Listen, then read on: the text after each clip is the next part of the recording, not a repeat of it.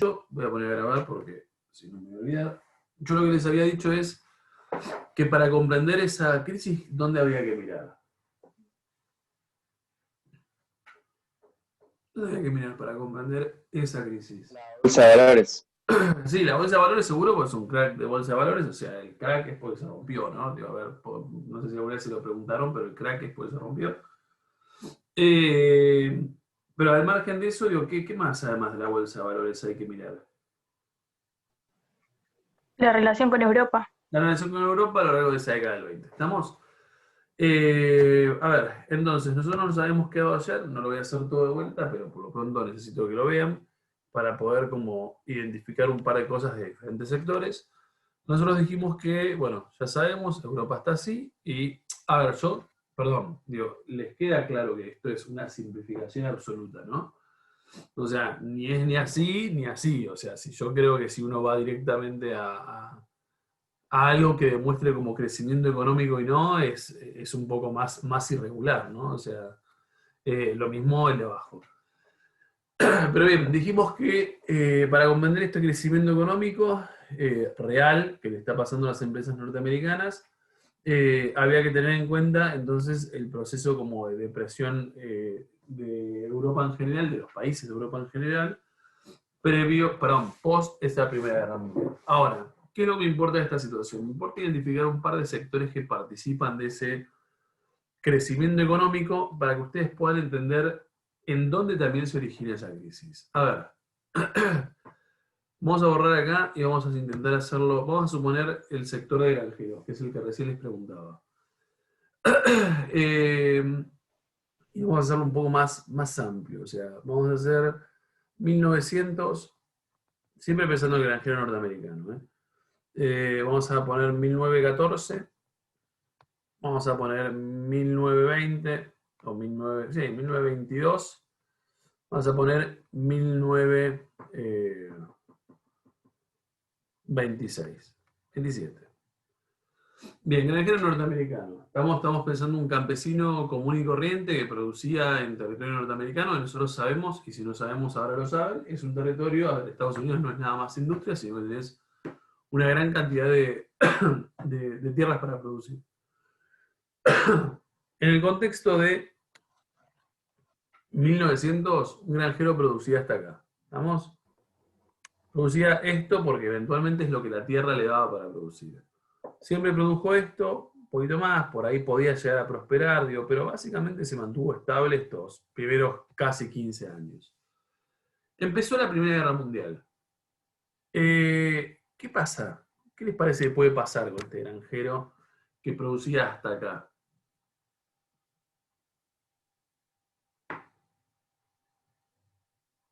Lo maté. Que su producción va a caer. ¿Por qué? Si ellos en realidad no están originalmente en la Primera Guerra Mundial. Este es estadounidense siempre. Entonces sería al revés, porque hay más demanda. Bien, a ver, en 1914 el mundo entra en guerra, o por lo menos Europa entra en guerra. Sabemos que si Europa entra en guerra, los lugares de producción europeos, convengamos que no van a estar disponibles para producir. Quiere decir que en 1914 al granjero norteamericano se le abre una posibilidad inédita, que es convertirse en ¿qué? De Europa. Exportador. Bien. A ver, le conviene ser el exportador, le conviene ser el tipo que va a abastecer a los lugares de Europa. Ahora, Europa en guerra obviamente va a necesitar comida, entonces hay que abastecer esa demanda de comida. Hasta 1900 el granjero tenía esta cantidad de tierra. Vamos, es bastante, pero nada, solamente le sirve para producir para ellos, o sea, para vender por ahí un poquito en el mercado interno y no mucho más. Ahora, esa cantidad de tierra va a alcanzarle para abastecer a Europa o parte de Europa. ¿Qué necesita? No. No, ¿qué necesita? Producir más. ¿Y cómo produciría más? En realidad, hoy hay un montón de formas de producir más, digo, pero en ese momento, ¿cuál es la lógica? Digo, ¿querés producir más? Más Sí, tierra. más tierra. ¿Tiene la plata para más tierra? No. No. Supongo que no. Entonces, acá entra en juego el banco, porque el tipo no tiene plata para más tierra, pero eventualmente lo que hace es, no puedes aprovechar el momento, y lo que hace es venir para acá, pedir un préstamo, estos grandes préstamos hipotecarios, y eventualmente lo que hace es, además de hipotecar sus propiedades, eventualmente pide para poder comprar otras tierras. Entonces, el granjero vamos a ponerla desde acá, desde el 10 en adelante empieza a comprar otras tierras, porque obviamente entiende que está en un contexto ideal. Y todas estas tierras que el tipo compró, van a ser tierras puestas en producción, en función de la demanda europea.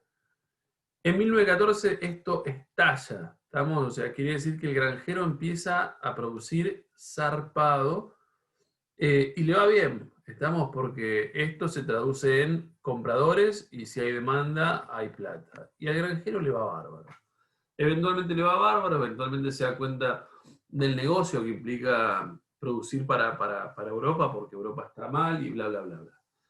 Ahora, ¿qué pasa con esta dinámica puntualmente en el campo norteamericano? ¿Qué nos va a pasar? Y cuando Y va a baja llegar el un momento. consumo, Dijeron, Seguí, May. Seguí. no, que cuando baje el consumo, nada, va a empezar a caer y van a empezar a quebrar bien, los bancos y los granjeros.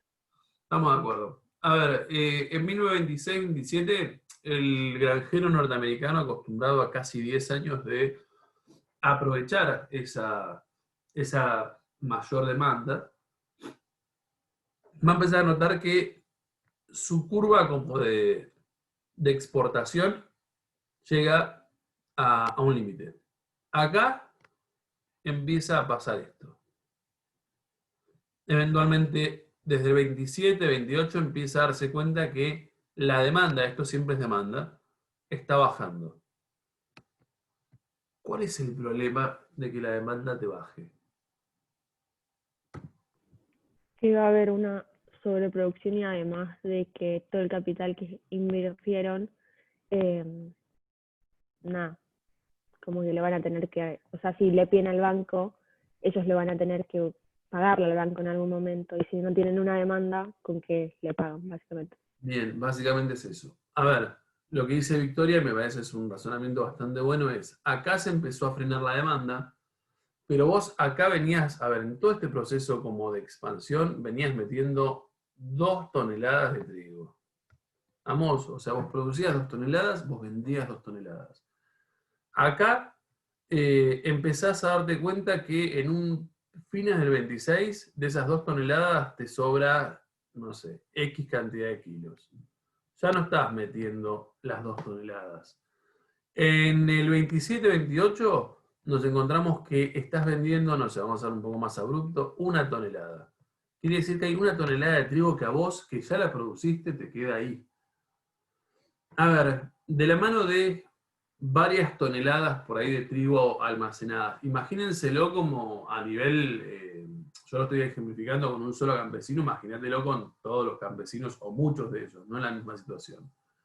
Ahora, lo cierto es que vos fuiste comprando un montón de tierras y fuiste hipotecándote en función de aprovechar esa demanda. Ahora, el problema es que para vos pagar todo lo que le debías al banco, necesitabas vender la totalidad de lo que venías vendiendo, porque eso te alcanzaba, porque digamos que obviamente pagar las deudas hipotecarias no son 2 pesos, no son 2 dólares.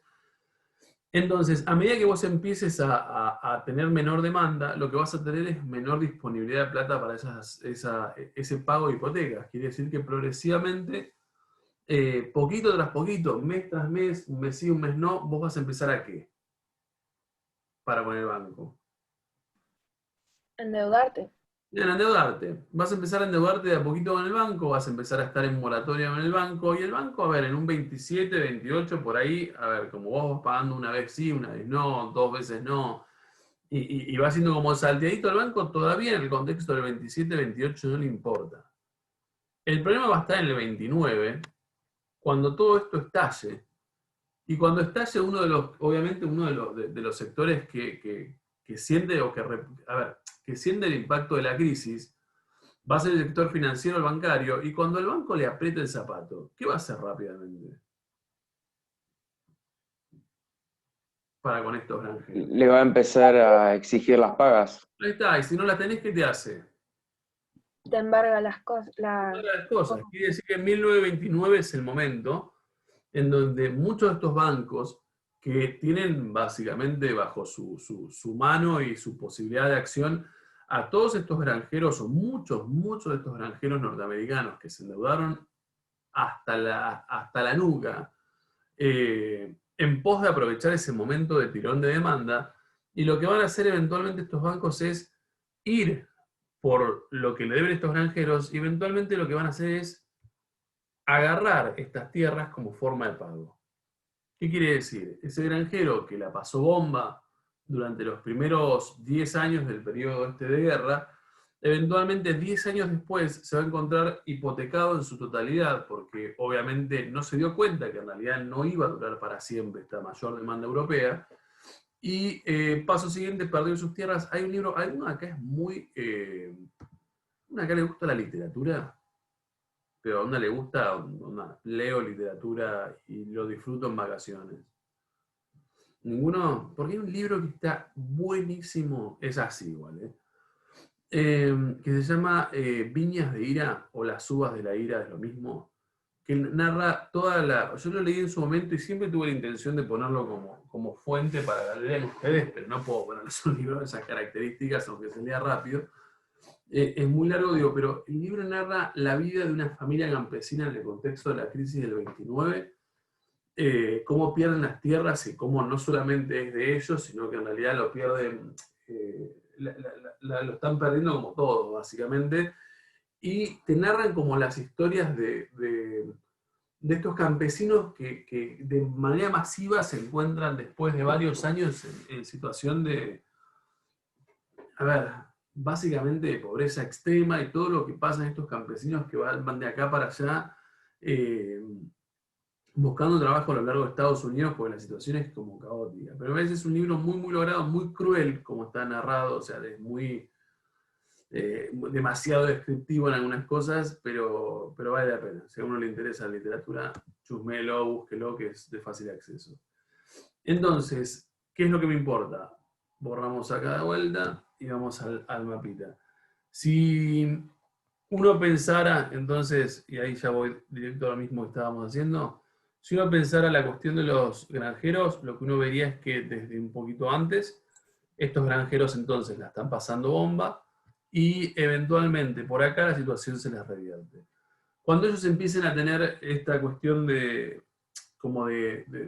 sobrestock, ¿no? O sea, porque básicamente es eso, si te producías 2 toneladas y te empieza a sobrar 1 tonelada, ¿cuál es el problema que empieza a aquejar a los campesinos norteamericanos? ¿Qué viene de la mano con la sobreproducción? Llevaste sobra un montón y empezás a almacenar toneladas de trigo que nadie te compra. ¿En qué se traduce eso a nivel económico? Para empeorar las cosas. Bajan los precios de los productos. Ahí está, bajan los precios de los productos. Si a vos te sobra un montón de trigo, eventualmente no solamente te complica que vos no estás pudiendo vender la totalidad del trigo que vos producís, sino que encima muchos de nosotros nos están sobrando esos kilos y toneladas de trigo que no podés ubicar, y entonces quiere decir que el producto que vos tenés es cada vez más barato. Quiere decir que en realidad estás en una rueda donde constantemente sos el tipo perjudicado. A esto hay que agregarle, esto sería esta primera línea medio no tan perfectita, sería lo de los campesinos. A esto hay que agregarle algo muy parecido de las empresas. Porque en realidad el razonamiento es muy similar. Porque las empresas también abastecieron a Europa durante el momento en que la pasó terrible. Entonces, las empresas también empezaron a sacar préstamos, invertir en nuevas maquinarias. También supusieron que esa coyuntura de crecimiento económico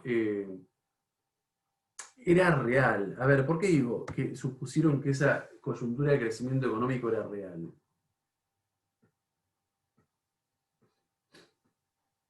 A ver si alguien lo trae. Por ahí creyeron que era algo más permanente y que iban a lograr establecerse como potencia así, y poder darle continuamente a Europa y convertirse en algo como más definitivo y no algo transitorio hasta que Europa esté recuperada.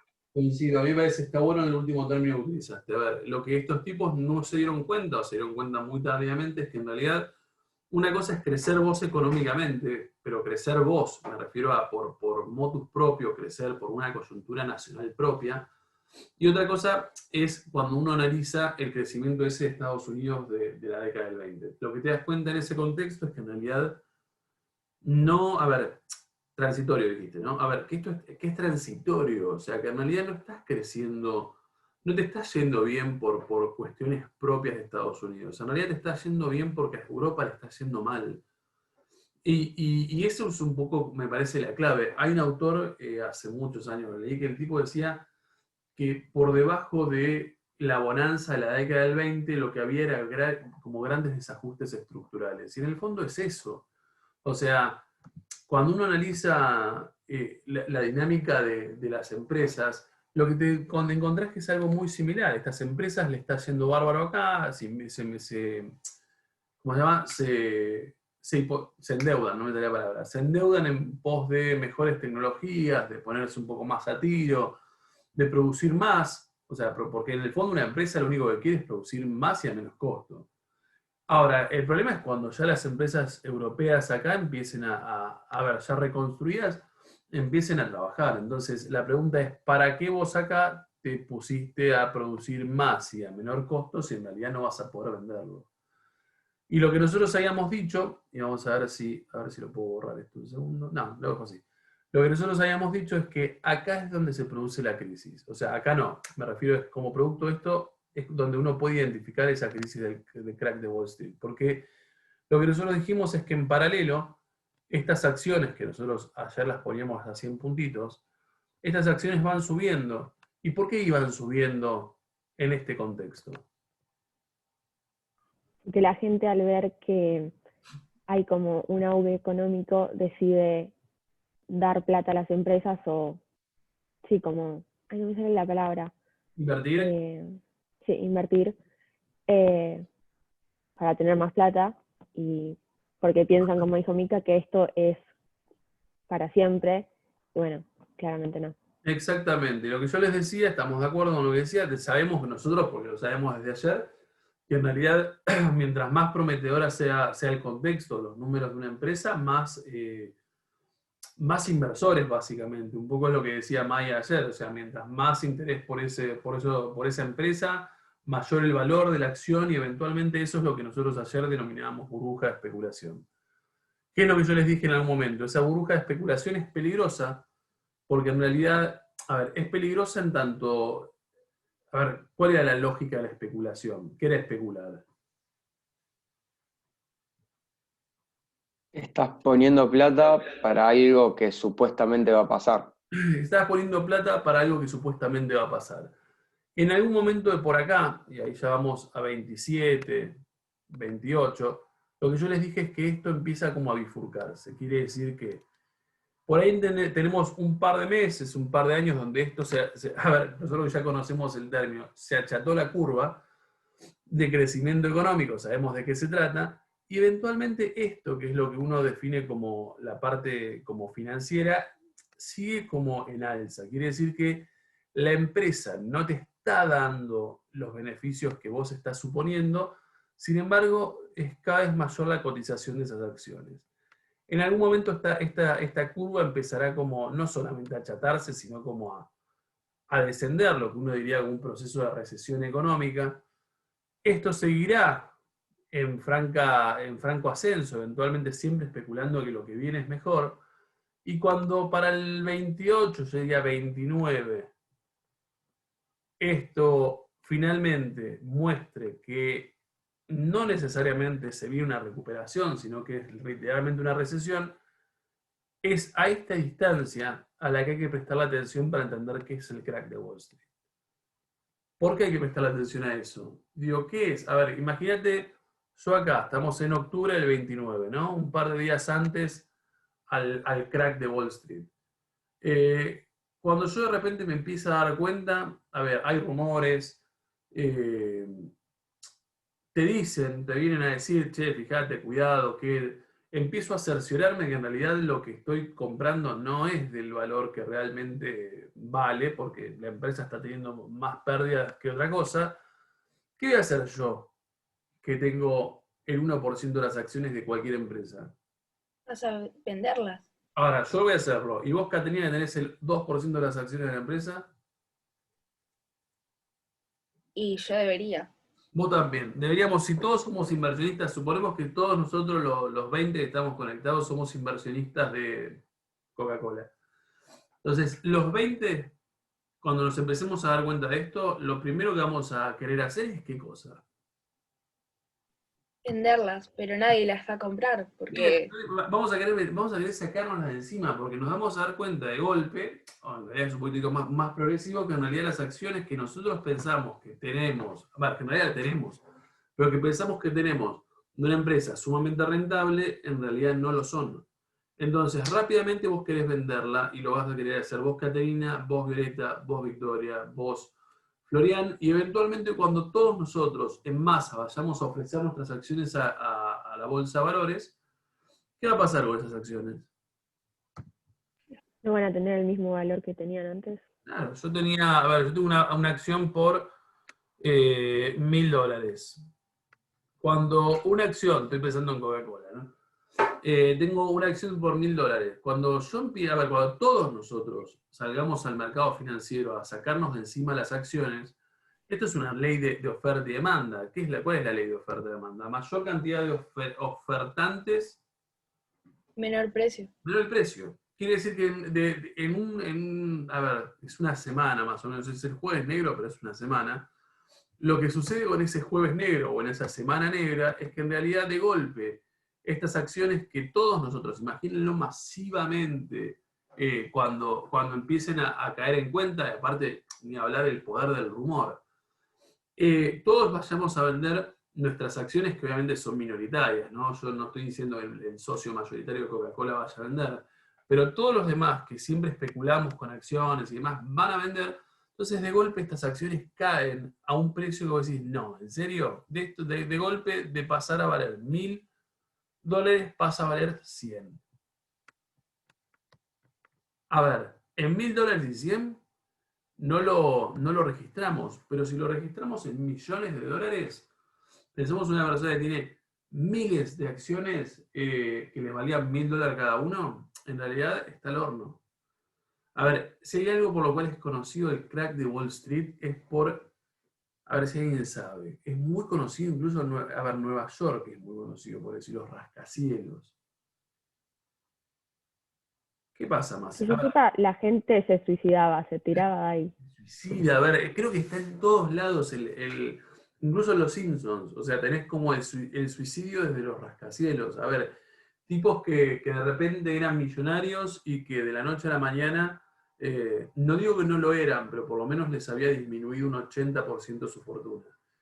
Tipos que de repente habían especulado y que eran una clase media acomodada y que de golpe y porrazo se encontraron en una semana en la lona, básicamente, o sea, en la pobreza absoluta. Se me ocurre siempre pensar que damos este tema, todo el mundo vio Titanic. Por favor, díganme que sí. Yo sé que es de mi época, pero Titanic es como un clásico. A ver, Titanic, ¿cuál es el final del tipo rico? A ver si alguien alguna vez escuchó y se dio cuenta. Se va en el barco primero. Sí, bueno, vos te fuiste al detalle, es verdad, ahí está, el tipo rico era el tipo, a ver, con el que ella originalmente se iba a casar, era el tipo que iba a heredar millones de dólares y no sé qué. Eventualmente ella lo termina viendo, porque se salva, y ella dice algo concreto que por ahí al resto no le pareció significativo, pero a mí me tocó de la historia. Lo que ella dice es, ¿el tipo heredó sí o no? A ver si alguien lo recuerda. el tipo hereda. Ella lo ve ya en el barco como en el que están rescatados, ¿no? Ella dice, es la última vez que lo vi, escuché que heredó sus millones, pero que con el crack de Wall Street perdió todo y el tipo se pega un tiro, creo que es algo así básicamente. El tipo se suicida en ese crack de Wall Street. O sea, así como el pretendiente de Rose, grandes cantidades de personas, por eso ha quedado como tan grabado en la memoria colectiva norteamericana. Ahora, ese crack de Wall Street,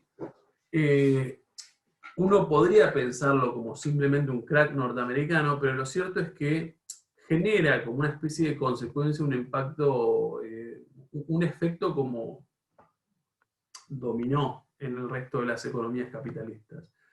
¿Ustedes tienen el libro ahí, Santillana? Igualmente yo se los preparé acá, porque ayer le pedí, yo no lo tengo y ayer le pedí, esto está en la página 124 y siempre me pareció un cuadrito muy, muy claro. Fíjense, a ver, en este cuadrito, me parece que de alguna manera te permite como entenderlo bastante bien, porque te hace como un recorrido de lo que es la crisis. Fíjense que dice, prosperidad de los Estados Unidos. Esto le falta un par de cosas. Para mí le falta un poco de ubicación temporal, ¿no? Prosperidad de Estados Unidos, yo acá le pondría, no sé, en la década del 20 o la primera parte de la década del 20. Dice, crecimiento, fíjense si tiene sentido, ¿no? Prosperidad de Estados Unidos, crecimiento constante de la producción, ¿sí o no? Sí. La parte de abajo es más productiva y la parte de arriba es más financiera de acciones. Dice, crecimiento constante de la producción. Yo acá le agregaría crecimiento constante de la producción en la parte industrial y en la parte agrícola. Arriba dice, en tanto hay crecimiento constante de la producción, arriba dice aumento de la cotización. ¿Cotización de qué? De las acciones. Bien, de las acciones, porque mientras mejor le vaya a la empresa, más aumentan esas acciones. Especulación en la bolsa, es todo lo mismo. Después dice, la producción industrial supera la demanda. O sea, yo pondría la producción industrial y agrícola supera la demanda. Acá estamos en, ¿qué año más o menos dijimos?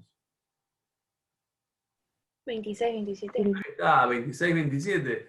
Entonces, si la producción industrial y agrícola supera la demanda, empieza a haber sobreproducción, lo cual es obvio. Esto lo eliminamos porque no nos importa.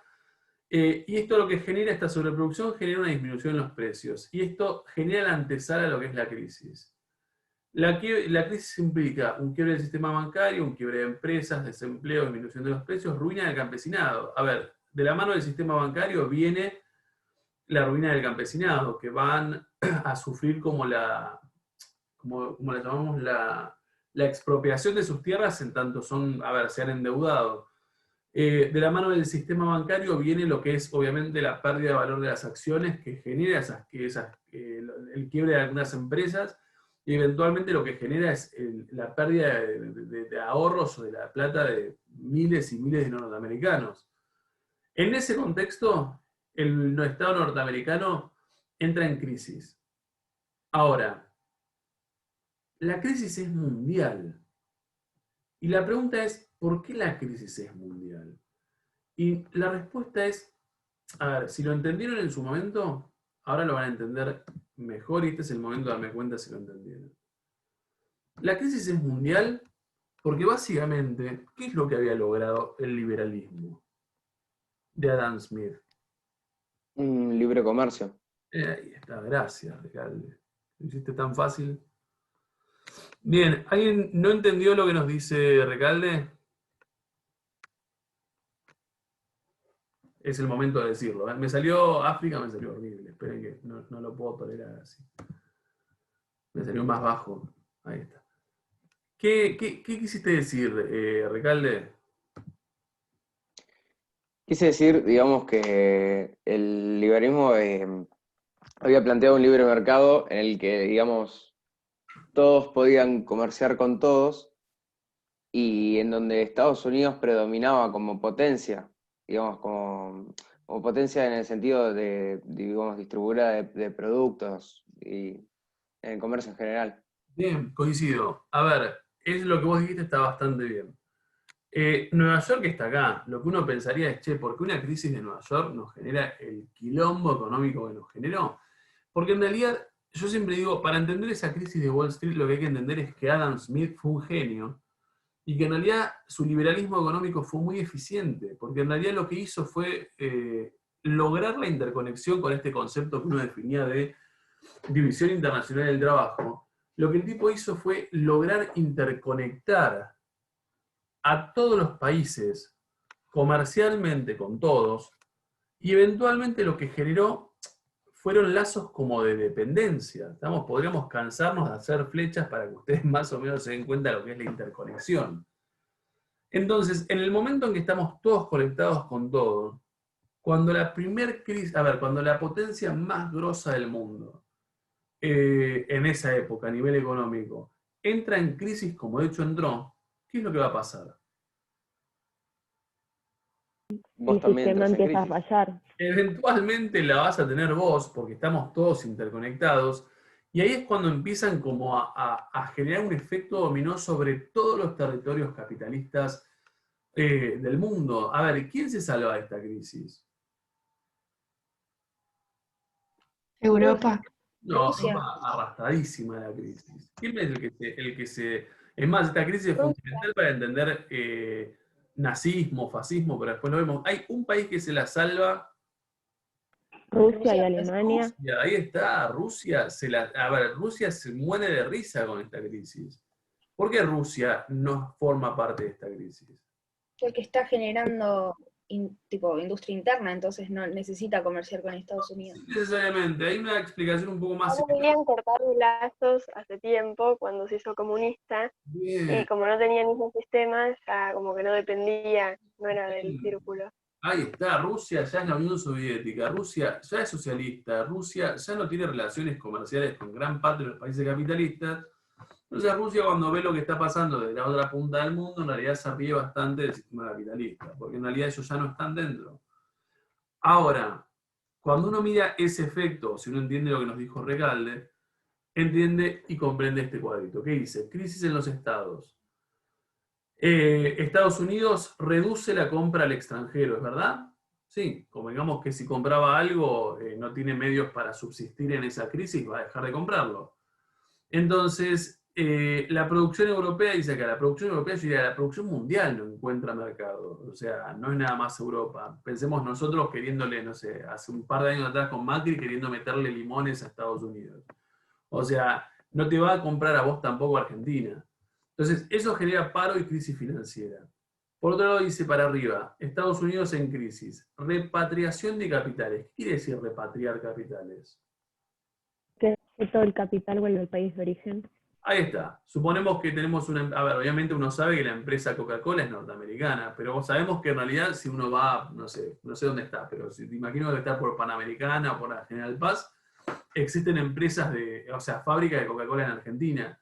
Si tu economía, a ver, si el centro de tu economía o tu empresa, perdón, si Estados Unidos es el lugar donde tiene la empresa madre, vos como empresa Coca-Cola, ¿qué vas a hacer para lograr que Coca-Cola se salve? Le vas a tener que dar tus ganancias. Sí, no sé si vas a tener tus ganancias. A ver, a vos, empresa Coca-Cola, ¿te importa salvar la empresa Coca-Cola de Argentina? ¿O te importa salvar la empresa Coca-Cola de Estados Unidos?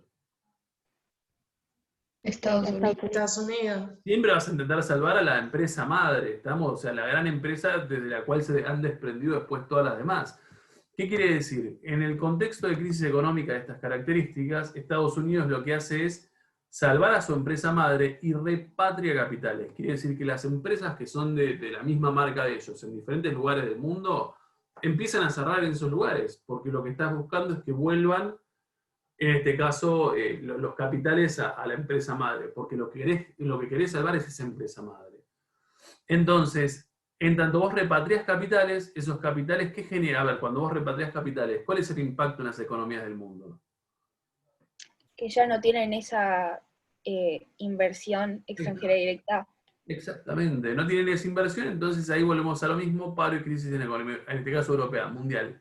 ¿Qué quiere decir? Volvemos a lo mismo, la crisis económica se inicia acá, pero en realidad genera un efecto como expansivo que mete a toda la economía mundial capitalista a la misma crisis. ¿Estamos de acuerdo?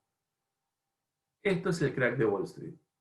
Esto es lo que eventualmente nos demostrará que el sistema capitalista tal cual Adam Smith lo viene defendiendo no es real.